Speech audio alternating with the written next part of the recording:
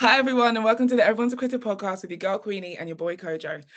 Today we're going to be unpacking a show or film, because this is up for contention. I think it came out about a month ago, and we're both really excited about it. And it's called Entergalactic. Yeah, Entergalactic, Kid Cudi's new show he created, show also written, produced, like it's his baby. Yeah, That was released on Netflix. That came out a while ago. I wasn't in a hurry to see this, but I'll say, like, spoiler alert, really enjoyed it. Glad I got a chance to see it. So excited yeah, to kind of unpack it. And yeah, it's a film that I saw a lot of people, film slash TV show. That I saw a lot of people, a lot of buzz about, particularly amongst like black people. Haven't really seen it picked up in a ton of places outside of like small pockets of the community. No, me neither. I've only really seen my black friends talk about it. I'm not gonna lie. I have seen. I mean, it has been picked up by like Forbes and like generic TV like news outlets and stuff, Yeah, but um I don't think it's getting the noise it should, yeah, personally. yeah. And we'll talk. I mean, we'll talk, at least we're talking about it, but we'll unpack some of the different elements I've gone into making this film really, really like good and interesting and exciting. Yeah. But yeah, to get cracking then.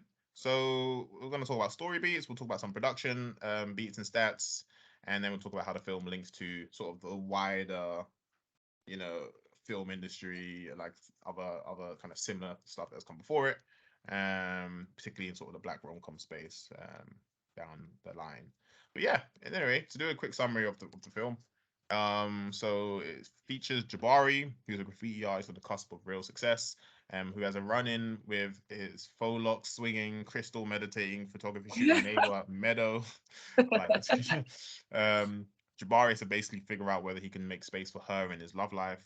Let go of old things, old flames as well. Ciao. Um, and all the whilst doing this while turning his passion project into a corporate-backed career. So Yeah. the film premise is super simple. I think where it really Cool. stands out is in the animation. The animation Yeah. is gorgeous. If you've seen Into the Spider-Verse, if you liked Into the Spider-Verse, this is Yeah. very much in the same vein as that. Yeah. Um, it's a really well-grounded story, a simple story of a guy and a girl with their friends around them. They're just trying to get together, Yeah. and it's not even like chaos ensues. There's no chaos per se. It's just like everyday kind of like trying to make shit work, and I appealed to me. Which I love. Sorry. I love so much. It just makes it that much more relatable. Like, it's not only simple, but it's relatable, and it's not preachy. It's just like very down to earth, to the Mm. point, does what it says on the tin. Like, yeah, Yeah, I really liked it. it's I very love, yeah, not overcomplicated, like you said. yeah, super simple. I mean, I was surprised. Firstly, if we talk about the cast, how how many well-known names are in this. I guess I shouldn't have been surprised because it's a Kid Cudi, obviously Kid Cudi project, Yeah, and Kid Cudi's obviously one of the like a huge hip hop artist in his own right, huge artist generally in his own right. yeah. So many But friends in the industry. so yeah, listen. Firstly, Jessica Williams, shout out Jessica Williams from Love Life, and I think she has her own show called Incredible Life of Jessica. Life of Jessica Jones, I think it is, or Yeah, Jessica something. yeah, super well renowned. I think is interesting. Hold on, Incredible Jessica James. I think with her, I remember watching this, and being like, she looks familiar. Like in terms of animated characters, being like, she looks familiar. Yeah, And yeah, yeah, yeah. and then Google, I recognize her, and then also Hi. having that same response with other characters. So Ty Dolla Sign is in this. Ty Dolla Sign was the Yeah, first one where I was like, that is like Ty Dolla Sign. It's like yeah, yeah, and then yeah, yeah, Google, that's Ty Dolla Sign. yeah, yeah, Timothy, yeah. Timothy Chalamet is in this. Timothée Chalamet. Timothy Um, uh, Chalamet. Vanessa Hudgens. Keith Yeah, David. When you hear Keith David, you know it's Keith David, even if you don't know yeah, him by yeah, name. yeah, You hear his voice like, oh wow, I've heard that like a million times. Like yeah, yeah, yeah, yeah, Keith yeah. David's narration, beautiful. Jaden Smith is in this, looking like Jaden Smith. Tiana Taylor's in this, looking like Tiana Taylor. Macaulay Culkin's in this. Macaulay Macaulay Culkin. Culkin was a shock. That was a shock. But also then when you think about it, it being a Kid Cudi film, la la la, is it a shock? Really? No, Yeah, it not. shouldn't be. It shouldn't be. But yeah, really, really good cast, really good voice actors. Surprisingly, I Yeah, think there's always this like problem of I'm looking at Lion King and Disney in general. You know, where you hire like big actors to do voice acting work, and people, I guess, think, oh, you know, of course you could be not even big actors, but like big actors, big names broadly, yeah, celebrities to do yeah, like VA work, and it doesn't always like translate. It doesn't always correlate. You can't just because you are yeah, an actor, just because you are a big name, doesn't mean you have the range to act and deliver with your voice alone. yeah, It's not the same game, so to speak. yeah. So but not a problem with this film. I'll tell you that. Like this film, everyone's great. Everyone's really No, great. shout out to these guys. I will say though on Jessica Williams that like, Mhm. and this is not a dig at her, okay? This is just me speaking generally. Like her characters are not that Mm, different. yeah. Aside from maybe the Jessica James, like the Incredible Life of Jessica James, or whatever the film, whatever the TV show is called, where like I feel like maybe her character has a bit more because the show is about her, Mm. her character. She can show a bit more, but like essentially the premises of the work that I've seen her in are the same. Yeah. And that's again, it's not a dig against her, you know. I would just maybe like to see something a little bit different, love. Do you think she's been typecast? Or do you think I she's going think, for these? I mean, I guess we'd never know either way, but you know, whether she's been typecast or going for these roles specifically. yeah. I feel like because do you know what? I think it is a bit of typecasting because she's done a lot of work with Netflix. Mm. And I feel like she's on their roster. Like, do you know what I mean? Mm. So I think they've seen her as something else, doing something similar. And so they're like, yeah, you know who would be great? Jessica Williams. And obviously, like, you know, she would be great because she has done it before. Um, but I would just like to see her do something a little bit different. Um, and that's just a testament to like the talent that I believe she has. Um, but yeah, that's my only thing on Jessica Williams, really. But I mean, obviously in Love Life, amazing. We'll cover that at some point. You Yeah. deserve it. Okay. Fantastic show. Um, on how Intergalactic got his name, Kid Cudi spoke about how the title came from his first album, the song he did called Intergalactic. The song's about meeting this girl for the first time and doing shrooms and making love, and he uses that term intergalactic to describe the feeling, that powerful magnetic feeling that you have when you meet somebody. So Queenie, you wanted to ask the question: have we felt like this before? So I'm gonna throw it at you. So I want to read out. I throw it at you. Chai. Now I'm like, why did I ask this question? Because just out here exposing my business on the internet. Have I felt this before? I think so. I think so. I mean, do I think? I know so. Did it work out? We'll find out today. But um, but yeah, I think sometimes it's one of those ones where like when you know kind of thing, Yeah. you know. But yeah, I think there's definitely been that um love at first sight kind of feeling that I felt before. Yeah. Um, Yeah. and it is an interesting one, and I love that with the animation, with the style of film, with it being the animation, it means that like you can show that more than you Mm. can, like more than you need to explain it, if that makes sense. Mm. Um, you're allowed within animation, you're allowed to create more feeling, more meaning than by default. So Yeah. I really like the way that they show the feeling of intergalacticness, as it Same. were, through the animation. So, Yeah. what about you, Kojo?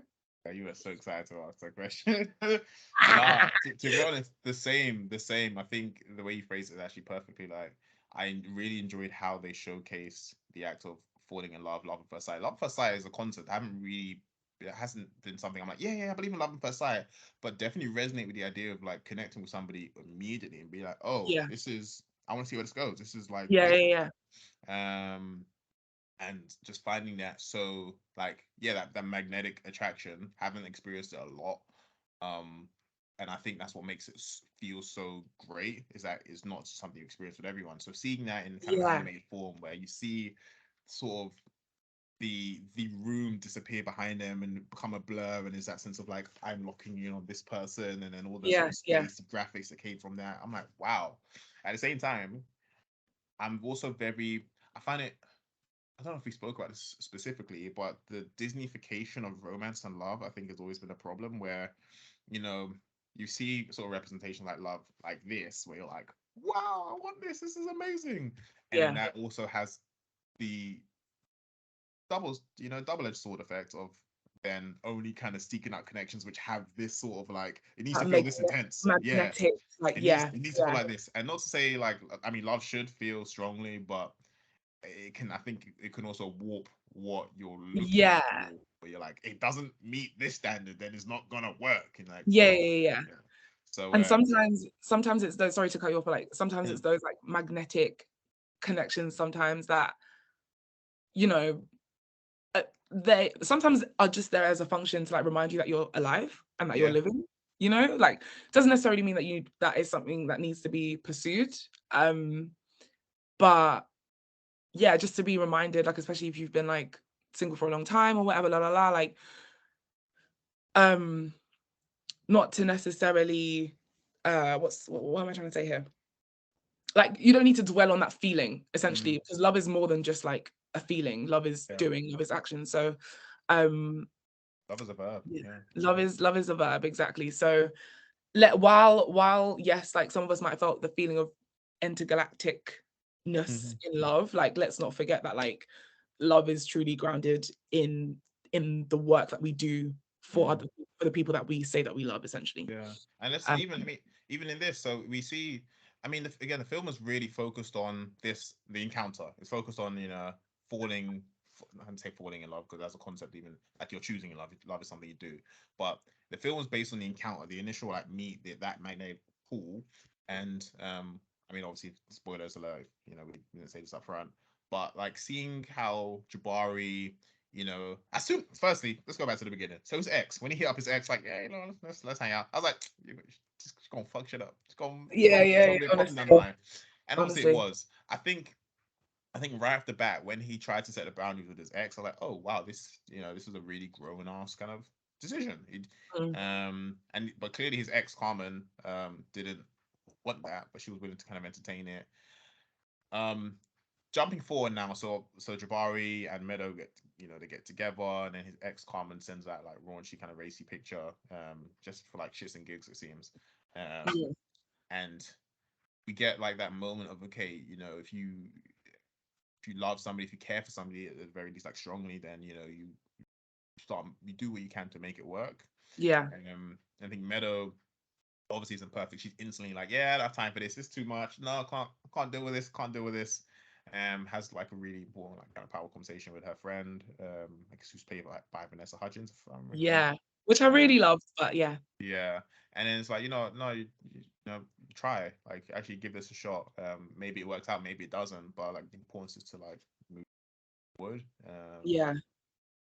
I And think yeah, also like just on that as well, it's about going after what you want as well. Like I think just by virtue, and obviously again spoilers, but when it's Meadows' photo exhibition, um she just kind of needed Jabari to be there for her to then take the next necessary steps, kind of thing. So um yeah, so going after what you want basically is like really important in this game of love, because otherwise like people will just be left in a lurch down. yeah, People just be left in the lurch. But it's crazy, Doug.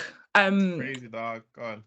What about, so basically the show was also was executively produced by Kenya Barris, who is also the maker of like shows such as Blackish, Grownish, um, Mixed-ish, all of the ishes, right? I didn't know there was a mixed dish. Yeah, there's a Mixed-ish. Oh, What else is Jesus. there? He's also done I think it's called Black AF on Netflix. He Oh, did I've so heard about that. and he's done a few others, like produced like a lot of Black stories essentially, which is lovely. And he wisely, or not so wisely, we can discuss that now, says that exes are a test from the universe. Um Yeah. and are sent down the second you meet someone else. Do you think this is true, Kojo? Obviously, and then in the context of the film as well. Yeah, I mean, not to my experience. I can't. I mean, I don't know. I don't know. I think I can see where that would come from, and I know some people also believe this, and uh, maybe it is depending on your attachment style and your ex popping up and feeling like, because I mean that's what happens in this film. You know, just before Jabari meets Meadow, like he hits up Carmen, and that's like at the time, you know, Meadow's nowhere in sight, hasn't met her. It's just like, oh, you know, I just want to like hook up with somebody I'm familiar with, and you know, have that kind of Yeah. connection. And then obviously that begins to cause problems down the line. I can't, yeah, I don't personally resonate with the idea that, you know, exes have been sent to test you the second you meet somebody else. So that quote did nothing for me, but I know some people do feel that way. Right? Yeah. I feel like so in the context of the film, like I don't know, it's difficult, like, because I empathize with Carmen, who is Jabari's ex, a lot. Because there's a point where she's like, he's kind of like, oh, you know, this was a mistake. Like, so essentially they slept together. He's like, this was a mistake, like it shouldn't have happened, blah, blah, blah. And he's like basically using all of the words in the dictionary to essentially say, like, I don't want to be with you. Right. But like doesn't like really explicitly say it. And so she's literally like, just say you don't want to be with me, like let me know, just tell me that's what the case, that's the case, kind of thing. And he's like, no, that's not what I'm saying. And it's like, well, that's literally how you're behaving. So let's just say the things that we mean. Okay. But in terms of, you know, exes being a test from the universe, I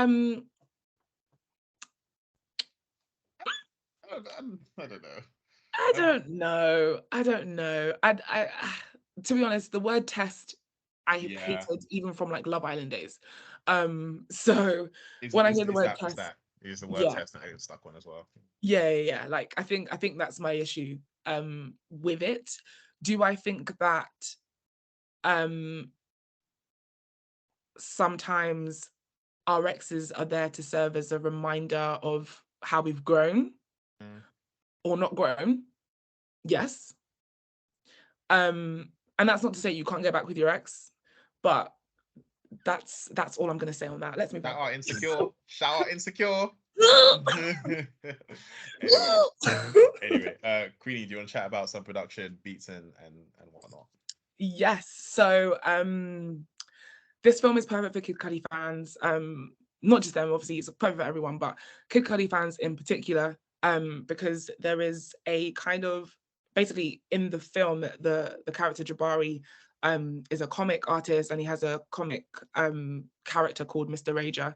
And Mr. Rager is, if you are a Kid Cudi fan, you would know that he is a kind of alter ego kind of thing, persona of Kid Cudi, and he's like the more like impulsive side. And there's actually a song on Man on the Moon 2 called Mr. Rager. And that song is quite very deep. You know, when I was looking through like YouTube comments today, and you know, it was all very depressing. It was all very much like this song took me off a ledge, you know. Yeah. You know, trigger warning. Sorry, I should have said that first. But like, you know, this song is you know, stopped me from, you know, Kid Cudi, Kid Cudi's yeah. around. Which is very interesting. But you know, you'd be pleased to know that Mr. Rager in the film, the comic, succeeds and it's really good and all of this stuff. But yeah, I think it's a nice little nod to the Kid Cudi fans who have been with him since 2010 or whenever it is that he came onto the scene. Yeah, really cool. I really liked that. And the film was also inspired by films, Black films in particular in the 90s, rom-coms such as Love Jones, which I can definitely see. Shout out to the cast of Love Jones as well. Come on, love it. When I think about that film, sometimes I'm like, guys, we really can't get any better than this. And then Entergalactic came out, and I was like, okay, maybe we can. Yeah, so Scott Mescudi also was not only the co-creator, but was also the executive producer alongside Kenya Barris, like I said before, and he also made the accompanying album that essentially made up the soundtrack to this film / TV show. Let's unpack that actually, because when I was doing my reading, and obviously when you're watching it And when like Kid Cudi talks about it, he's like, yeah, like it's a TV show. And I'm like, it's a pretty long, So or he, like it's a pretty short like TV show, because they're talking about like season 2, but essentially the chapters serve as episodes. yeah, okay. So I was gonna ask, Yeah, like, this is how the chapters were from, but they, so he actually termed it as a TV show. yeah, Interesting. yeah, yeah. Yeah. So it's a TV show. That was season 1. Season 2 is maybe in the works. Okay. I hope. Yeah, I mean, okay, it could be interesting. It'd be. I'm trying to see how it wouldn't be like Love Life season, like essentially. I don't know.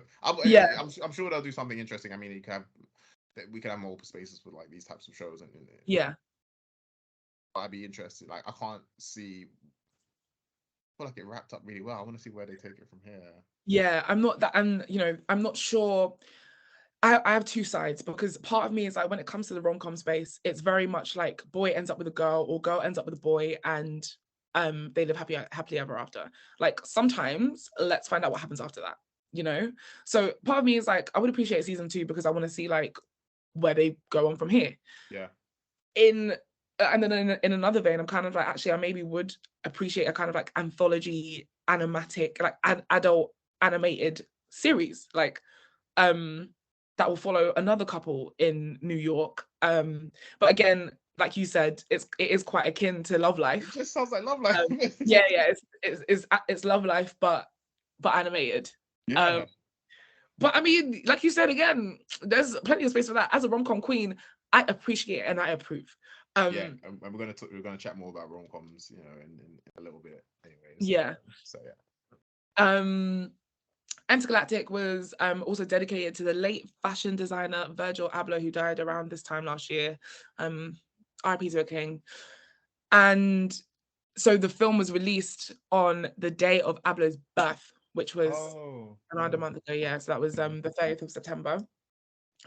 Turns out Virgil Abloh was across this series, costume designer. Right? serving as the costume designer for the show, which is amazing. Mm, Like, not it's not something that I would have considered. I mean, I'm not an animation filmmaker or whatever, so like it's not something I would have considered. But like the fact that they had such a well-established fashion designer on a show like on working on a show like this, to serve as a costume designer, is just the creativity has no bounds, you yeah. know. Yeah, I And loved it. the I thought costumes it are was really great good. as well. That's when I Yeah, saw Virgil's name come up at the end. I mean, they also had like a billboard towards him and like the icon, yeah, text above it. Obviously, icon being Jaden Smith, the name of the yeah, Jaden Smith song as well, and then yeah, of course, Jaden Smith also featuring in the film. yeah, But then yeah, seeing Virgil's poster there and being like, I had that thought. I was like, the costumes are like, it's like the whole show's great. Everyone is really well dressed and yeah, in a way which suits them. The animation's fantastic. The music you mentioned earlier. That Kid Cudi produced for as an album for this, like really good as well. This is just like a really solid production from start to finish. Like I had a yeah, great time and doesn't yeah, overstay its welcome. It's short, but it gets like a firm point across at the same time. You're like, yeah, yeah, this was good. This was good. yeah, Yeah. yeah. I thought, yeah, even the characters were dynamic. Mm, It was guys, if you haven't seen it, you just need to open up Netflix and watch it right now, yeah. Agreed. essentially. Really good. Cool. All right. So let's place this film in context of sort of the wider film, TV show landscape, in particular in terms of like black rom-coms and everything else, and black films. Yeah, That's something I love. So you mentioned already, like we kind of briefly discussed like stuff like Love and Basketball, The Photograph. I'm gonna rattle off some names out, but Love and Basketball, The Photograph, Hitch, which is an interesting one. Think Like a Man, Poetic Justice, The Watermelon Woman, Queen and Slim, and Malcolm and oh Marie, god, just to name a oh, few. not Green and Slim. And Slim, which I mean, we obviously we're not doing reviews of these films per se, but I think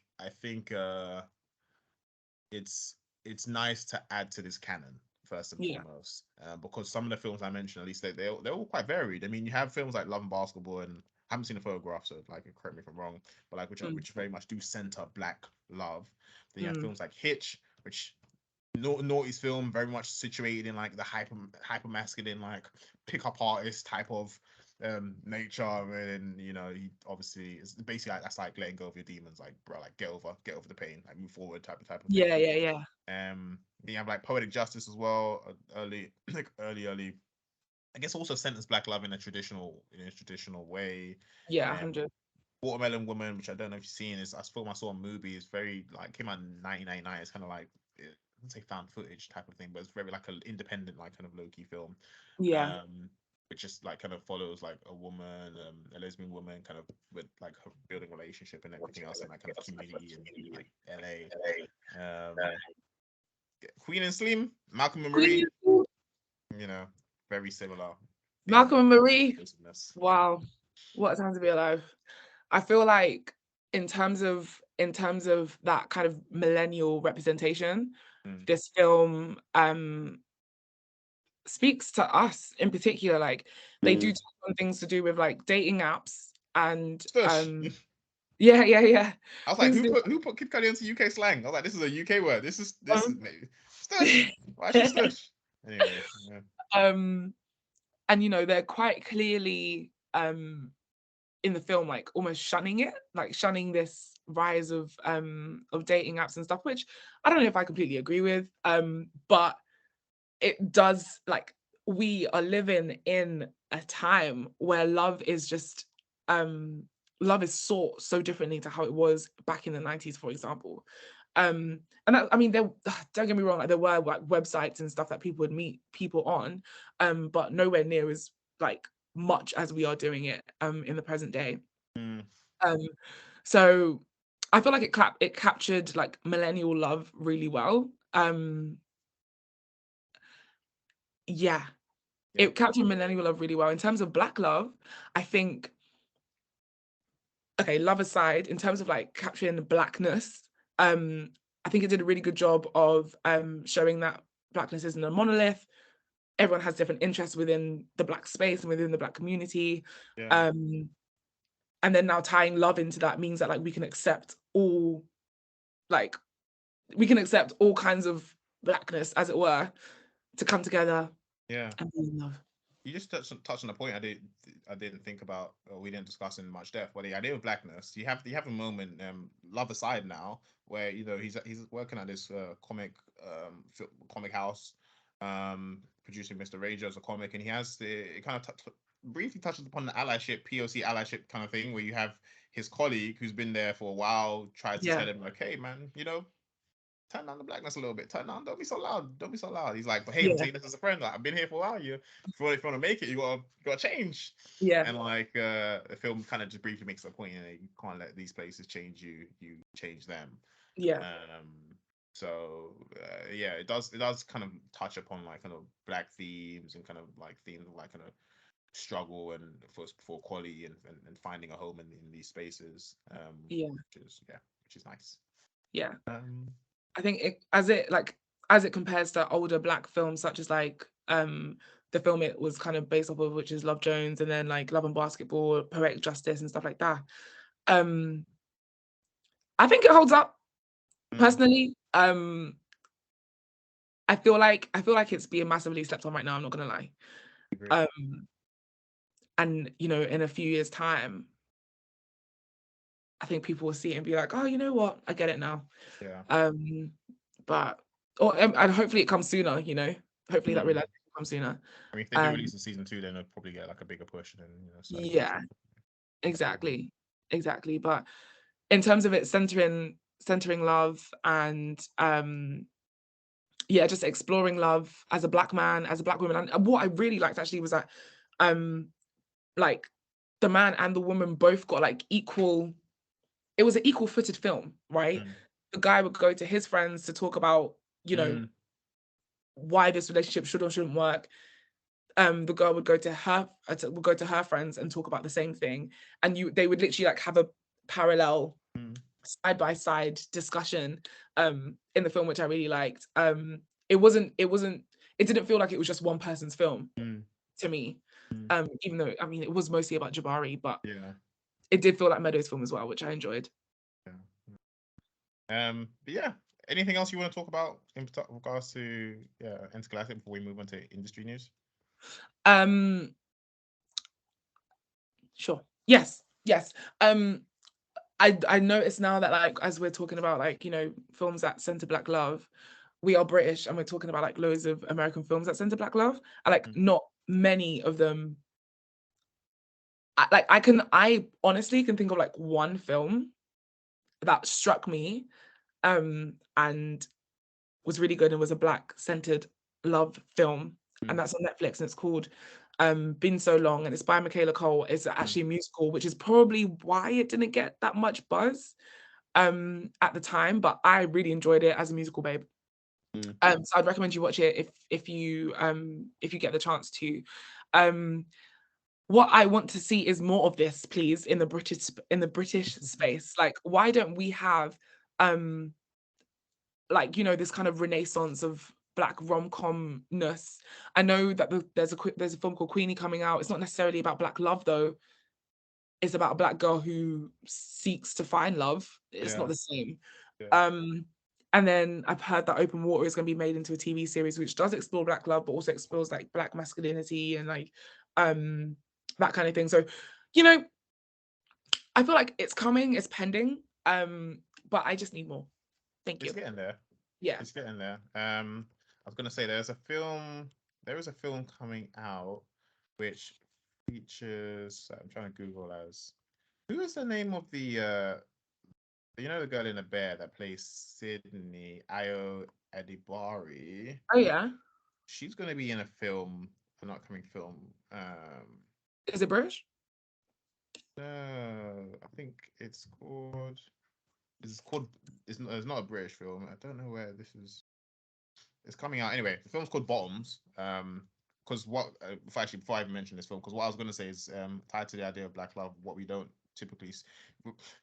It's already it's increasing in terms of what we're seeing sort of Black love sort of TV shows and films. Yeah. Insecure jumps on. Even though we don't consider that to be a rom com per se, but Yeah. it is like a rom com dramedy like kind of Yeah, yeah, thing. yeah, sure. So we are seeing kind of these things explode more to the scene. But the idea of even like queer representation of like Black love is something we don't see. That's it. We're like, oh, we'd love to see more of this, and it's like, oh, well, this is even smaller within this space. Yeah. But yeah, Yeah. what the reason I was going to mention now Bottoms is because I saw Aya Edibari's new film is an American teen set comedy film, which sort of centers two senior high school girls setting up a fight club essentially to hook up with cheerleaders before graduation. No. So when I saw the premise, I was like, this sounds obviously racy as hell. Yeah, yeah, yeah. So curious to see what happens there. But I think we are in a space of seeing. I don't know if love became corny for a time, and now we're back in a space of like seeing love and then seeing sort Yeah. of Black people in these roles, which may or may not send to blackness, but just have just have people experiencing love and in a funny Yeah. way as well. So you can do these things like through a comedic Yeah. lens. We've touched upon love life a lot and spoke about it here and there. So if you're interested in love life, go look at our TikTok and Instagram. It's out there. It's out there. We'll talk It's about out it more there. at some time, and it's out there. If you want to have a proper conversation, hit us up. But Yeah. yeah. Anyway, to echo everything you said, I'm excited to kind of see more of this space come about. So 100%. 100%. Good film, guys. I'll check it out. What would you rate it out of 10, coach?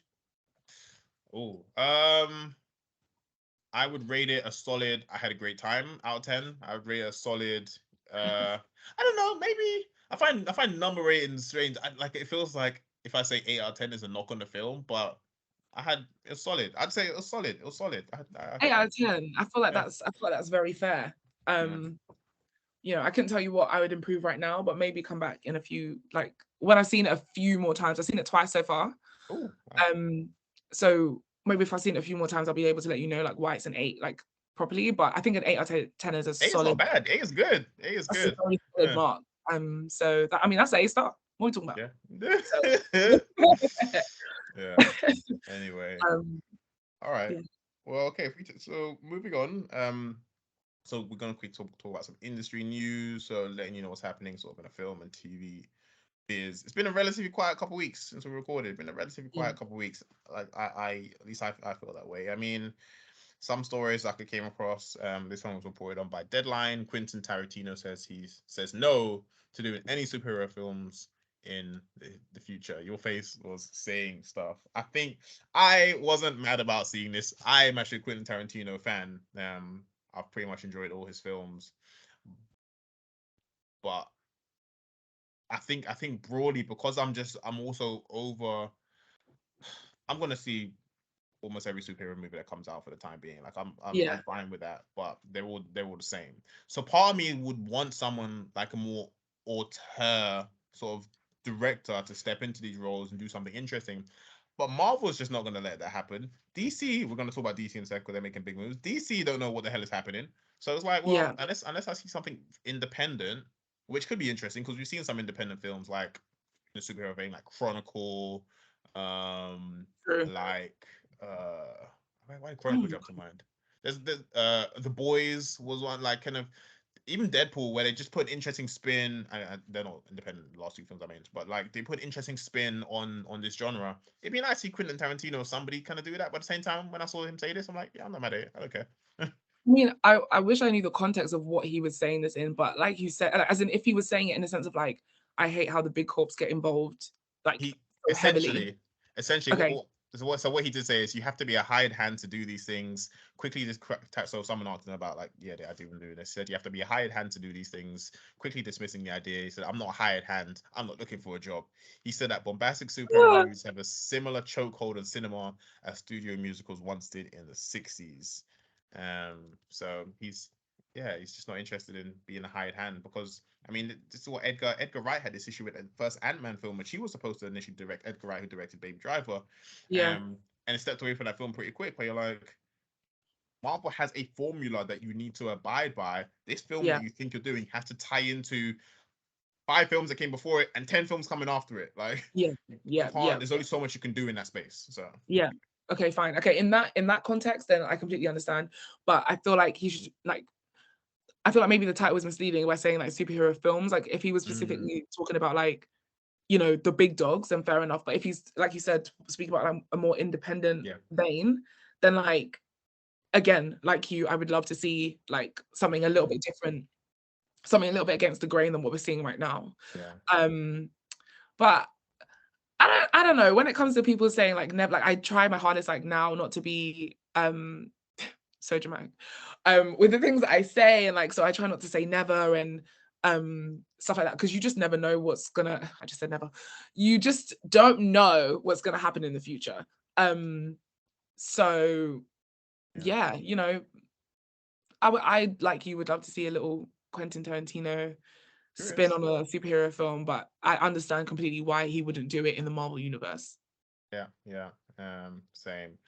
But speaking of so big hitters like Marvel and DC, like I said, so DC is still very much figuring out, what the hell is going on over there.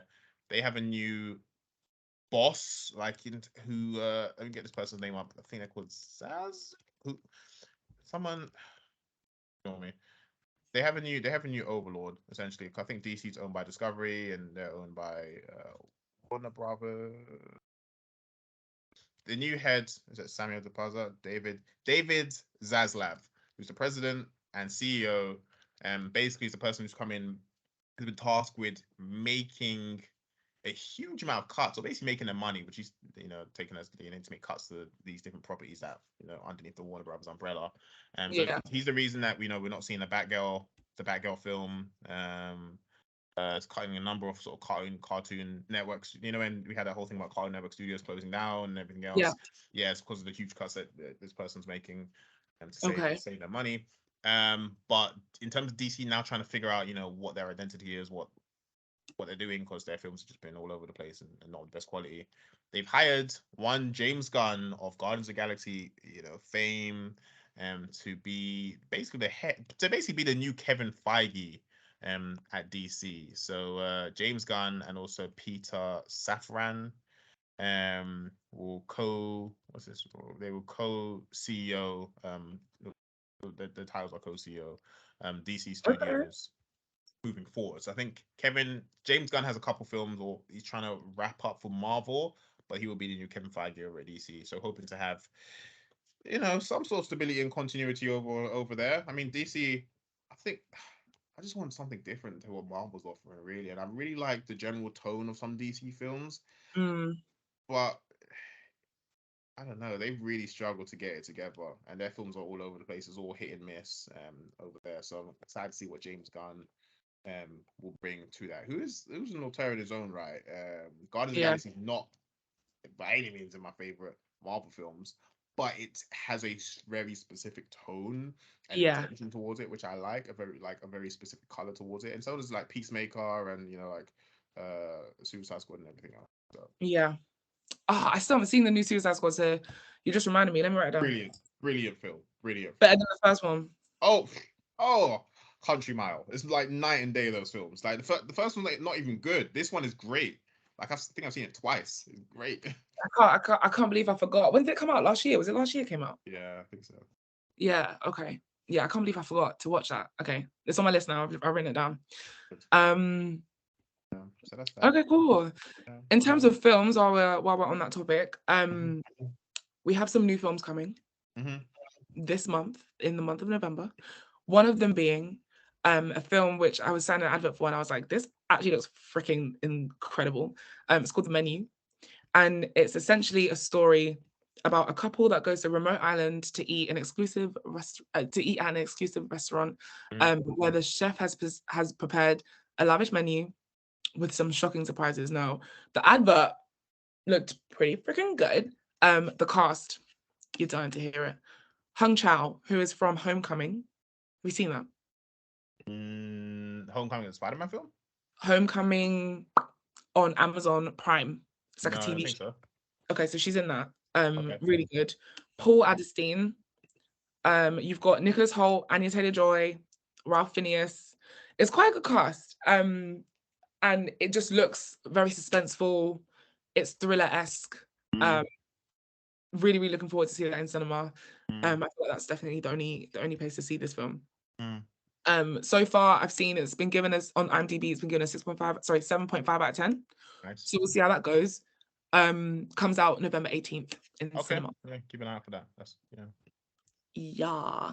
And then obviously a film that's coming out this Friday that we're also excited to I see. wonder what that could be. Yeah. Make some noise, raw. Have you guessed it? Yeah. Black Panther, baby. Wakanda forever. After Let's we go. I'll just shitting on superhero films. I'm very excited to see Black Panther. I think this will undoubtedly be the best film of Marvel Phase 4, which has been very Dire. disappointing. Yeah. Um.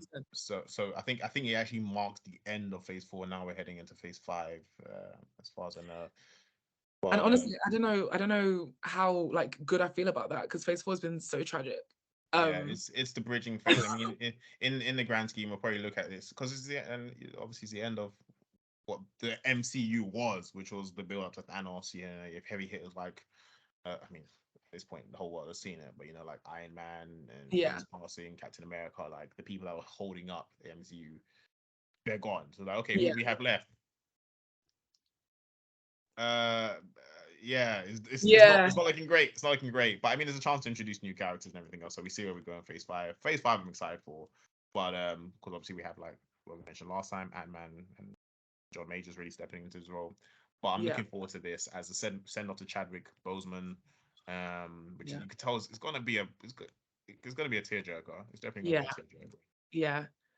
I don't think I've ever been so excited to see. Like, I feel like the last time I was this excited was Infinity War. Like, Mm, was Infinity War, and then what's the last one? no, for me, it was No Way Home. No, so I wasn't excited to see that though.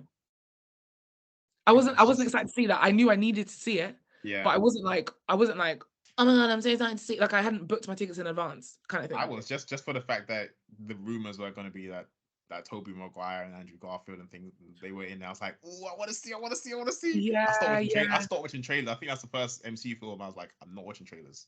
I'm not watching trailers. I'm just yeah. gonna To be watch fair, it. I didn't see any trailers for that. I knew I needed to see it because for obvious reasons. But yeah, that was that. So I don't think I've been like Mm, so excited to see a film as I have been apart from like Infinity War and then what was Endgame? There we go. How can I yeah. forget Oh, this was that? way back.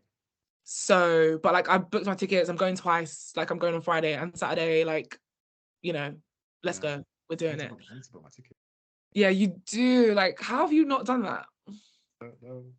Come on, I'm man. not going to answer me. I just haven't done it. But yeah. But yeah, so super, super, super excited about that. You know, tunes have been dropping left, right, and center. I know some people have already been to like the premiere, like the European premiere for the show. Sorry, for the film. Mm. I think that was on Thursday. You just know it's gonna go off. Like,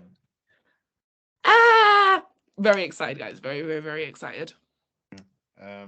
Moving on to TV, do you want to talk about The Best Man final chapters? Come on, take us there. Right, guys. Just as we were talking about like you know, rom-com films and stuff like that early in the episode, early in the show even. There's one I didn't mention that probably could have got a shout out, but I'm just gonna give it here now. Mm-hmm. The Best Man. Guys, The Best Man is like a quintessential 90s film, okay? It's got so many heavy hitters in it, okay? You've got Morris Chestnut, the love of my life. You've got Ty Diggs, the other love of my life. You've got Terrence Howard, the other love of my life. Like, do you see where I'm going with this? Terrence Howard, Maine? Are you sure? I love that man. You will not speak badly about that man. Thank you. You've got Regina King, Regina Hall. Regina Hall. You've got Nia Long. Like, I feel like I don't need to say anything else.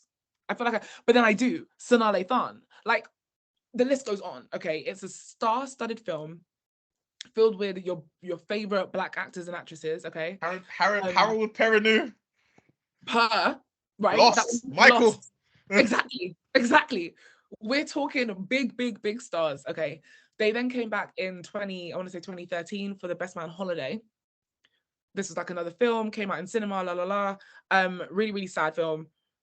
Now they've come back again, Kojo. I'm excited. December I wasn't excited before, but you've got me like, yeah, okay. Come on, December 22nd, they're gonna come out with The Best Man, the final chapters. Let me get a woo woo. I'm excited, man. I'm excited. Like, and that really I wasn't looking forward to it, but now I'm like, no, it's gonna like, as in, I don't know what the premise is gonna be. Like, I'm not sure what the storyline is gonna be. I'm not really watching it for that though. I'm just more watching it because like it's just nice to see like your faves get back together, see see the interactions working out and stuff like that. And I'm just happy everyone's getting their bag. To be honest, like I'm glad everyone's making money somehow. And it's gonna be an 8-part limited series, which is insane. Considering the last 2 like projects that they'd all worked on were films. So yeah, like I'm really excited. Comes out just before Christmas as well, so it's the perfect time. Yeah, and that comes out on Peacock December 22nd. So really, really, really excited to see that. Yeah, brilliant. And just so in terms of the final bit of industry news that sort of I wanted to mention was that Westworld was cancelled. The show, which I mean, Westworld season 1, really explosive show. Everyone was talking about it. It was the new Game of Thrones. It was huge. But then I think over time the viewership has just declined so much that HBO has made the decision to cancel it. Essentially the viewership's just declined. I think I heard they lost something like 75% of their audience. Yeah, it's not great. So it's cancelled after season 4, so they won't really be producing season 5. That being said, they're still going to pay the whole cost for season 5 and crew. I think contract. I'm assuming crew. I think contractual obligation. They have to still get paid. Well, that's good. But essentially, I mean, and the bill for that is going to be something of like 10 million to 15 million, I believe. 10 to 15 million. So it's not tiny, but again, this goes back to what I said earlier, because HBO is a property of Discovery. Again, Zaslav, David, Zaslav, making huge cuts to everywhere, everywhere. I mean, fair enough. Westworld was definitely one of those shows that like when it first started, I was like, new Game of Thrones, let's go, right? And then I think it was the fact that I had to wait a year for season 2 to come out, and I really tried to watch season 2 and then just forgot about it. and then never ever thought to go back to it. Same. I did like maybe a couple episodes of season 2. So yeah. Even season 1, I was like, I'm interested. Great premise, phenomenal twist. Yeah, Um, yeah. And I but think there was just too much brain work. I had to think too much. I think that was part of it for me. they Like, delivered that it wasn't the most clear and concise TV show. Actually, there's a big issue I find with a lot of these like mystery dramas, very much like Lost, but a lot. I mean, we both like, yeah, fans all the way to the end. I mean, yeah, all the way to the end, all the way to the end. But where they run out of steam very quickly because yeah, they pay off the mystery either very early, and then they're trying to spin new things as they go along, or they don't pay off the mystery and you're like just clearly just making this up as you go along. yeah, And this is why I'm also concerned about Severance, and I think I might have said this to you, but like Severance, phenomenal show. We'll talk about Severance at some, we have to talk about Severance at some point. yeah, of Um, course.